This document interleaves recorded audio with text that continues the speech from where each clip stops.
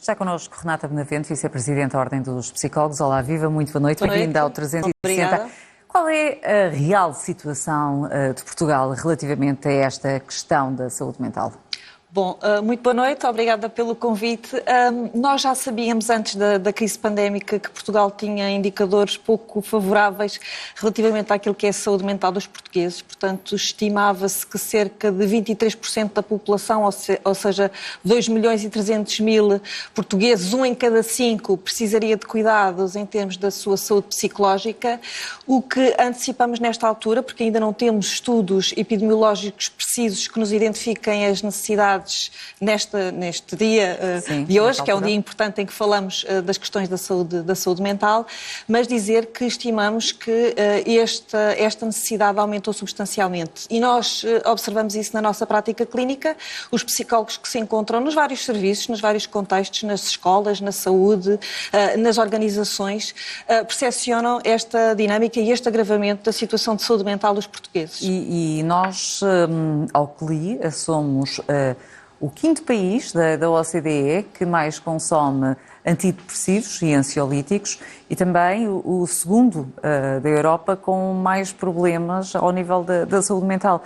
Como é que isto se justifica num país que normalmente é dito que se vive bem, aqui é pacato, com um bom clima, mas são situações exógenas que não têm impacto nesse tipo de situação. Mas como é que se pode justificar? Sim.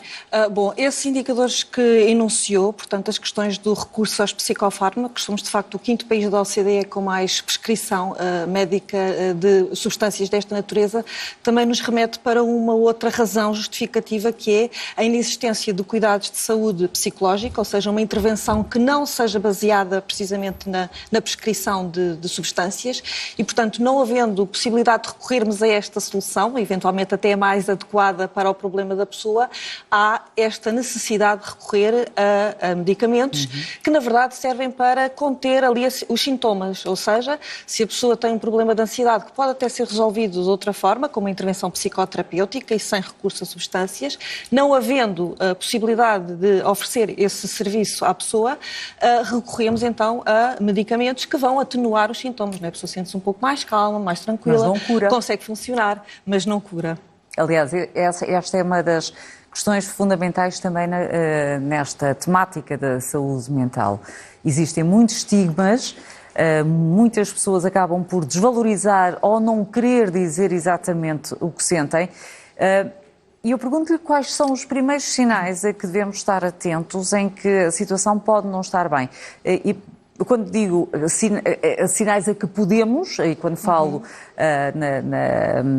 nesta questão, é os pais, os professores, quem está a lidar com uma pessoa que eventualmente possa ter um problema.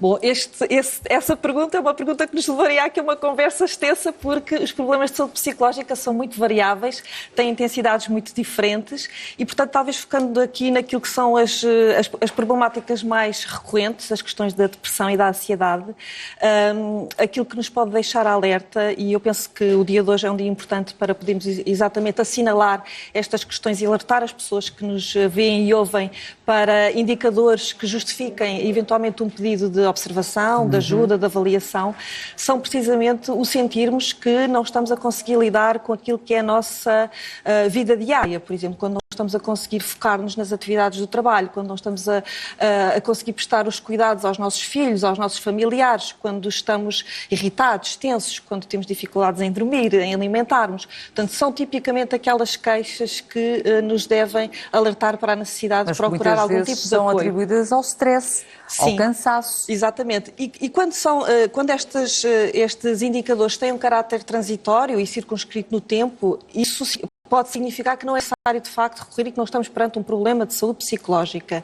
A questão prende-se exatamente com isso, com a continuidade no tempo, não é? Se estas queixas, estes sintomas persistem durante muitos dias, muitas semanas, e também o nível de intensidade, não é? Nós podemos estar, como disse bem, mais estressados, mais irritados, mas no dia seguinte já estamos mais tranquilos, ou esse nível de irritabilidade não é demasiado intenso que nos leva a entrar em conflito com um colega, a gritar com o marido, enfim. Portanto, é muitas esta vezes conjugação com comportamentos também bipolares, em que uma pessoa muitas vezes aparentemente está bem, mas logo a seguir já não está. E muito irritável, por exemplo. Sim, sim. Todos nós podemos ter esses dois tipo polos, não é? Sim. Estes comportamentos. Um diagnóstico dessa natureza, e estamos a falar de uma doença mental grave, remete depois para outro tipo de sintomatologia distinta e aí, naturalmente, uma observação mais detalhada e cuidada e com uma avaliação clínica especializada. E qual é o percurso até ao diagnóstico? Sim, eu ia só acrescentar, porque não falámos aqui das crianças e dos jovens, não é? Se pensarmos em crianças, sobretudo em crianças mais pequenas, a identificação deste estado emocional é mais difícil, porque as crianças não têm vocabulário para expressar, não é? E, portanto, muitas vezes esta sintomatologia ou este sofrimento interno expressa-se através dos comportamentos.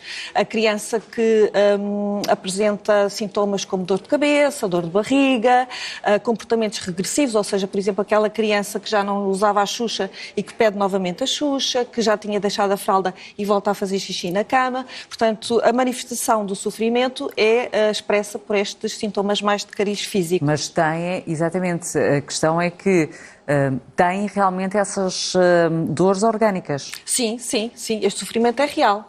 Esse sofrimento é real. Muitas vezes há essa suspeita, não é? De que não será uma forma de manipular a família, os pais, mas quando estamos a falar de um sofrimento emocional, estamos a falar de sintomatologia física que é real e que deve ser avaliada e tratada, não é? E aumentaram os casos agora centrando um bocadinho nas crianças, com as crianças por causa desta fase pandémica, porque houve um afastamento social. Sim, sim. Crianças que necessitam imenso da interação com os outros, não é? Para aprender, para brincarem, que é essencial, não é?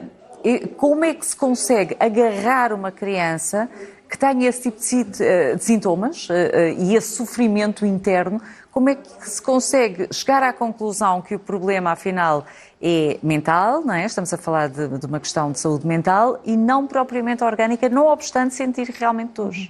Bom, isso depende de um diagnóstico que envolve muitas dimensões, não é? Hoje não vou conseguir aqui explicar detalhadamente como é que nós, psicólogos e profissionais da saúde, fazemos esse diagnóstico. Mas ele é baseado numa série de avaliações de várias dimensões do funcionamento da criança e decorre de uma diversidade de metodologias que nós utilizamos, as entrevistas clínicas, os processos de avaliação psicológica, portanto é fruto desse trabalho técnico que se chega de facto à conclusão de estamos ou não perante um problema de saúde psicológica.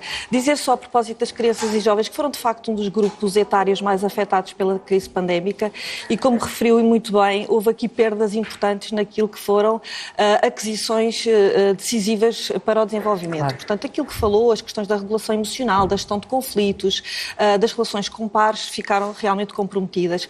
E a nossa expectativa é que nesta fase possamos, no fundo, alavancar aquilo que são o potencial, aquilo que é o potencial de resiliência destas crianças e jovens. Aqui uma função muito importante dos psicólogos que exercem funções em contexto escolar, não é? Nas questões da recuperação das aprendizagens, da promoção de competências. Portanto, no fundo, compensar um pouco, eventualmente através da intervenção mais técnica prestada por psicólogos, estas perdas que foram, de facto, reais e que tiveram impacto. A nossa expectativa também é que, com este tipo de intervenção e com o retorno à normalidade, que estamos felizmente a viver... Que haja maiores apoios. Sim, também que haja maiores apoios. Os psicólogos existentes não são suficientes, não pelo são menos suficientes. Aqueles que estão no Serviço Nacional de Saúde, porque há consultas cujo tempo médio de espera são 6 meses. E perante uma situação destas, qual deveria ser o tempo médio de espera?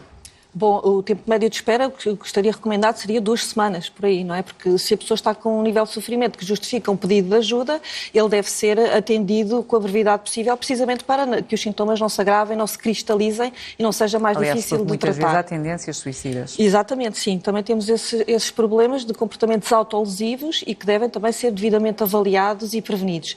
Dizer a respeito dessa questão da insuficiência de recursos, nomeadamente psicólogos, no nosso Serviço Nacional de Saúde, que temos temos neste momento um número aproximado de 250 psicólogos para uma população de 10 milhões, sendo que 2 milhões e 300 mil claramente com dificuldades. Não é difícil compreender que este rácio é muito insuficiente.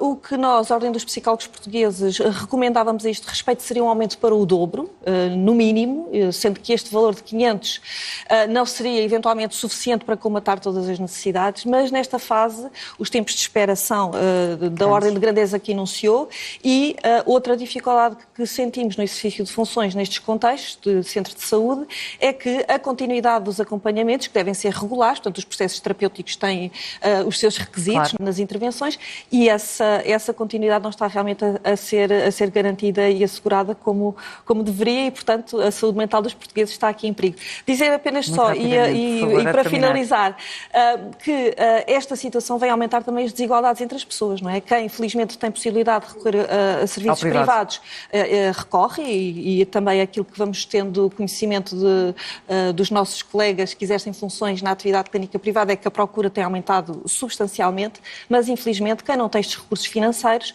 fica condicionado na sua capacidade de ter um acesso a um direito fundamental e que está previsto na nossa Constituição, que é o direito à saúde. Também a nível de comparticipações, também sabemos como é essa dificuldade. Ok, doutora, muito obrigada. Boa noite. Foi um gosto ter lá aqui. Obrigada.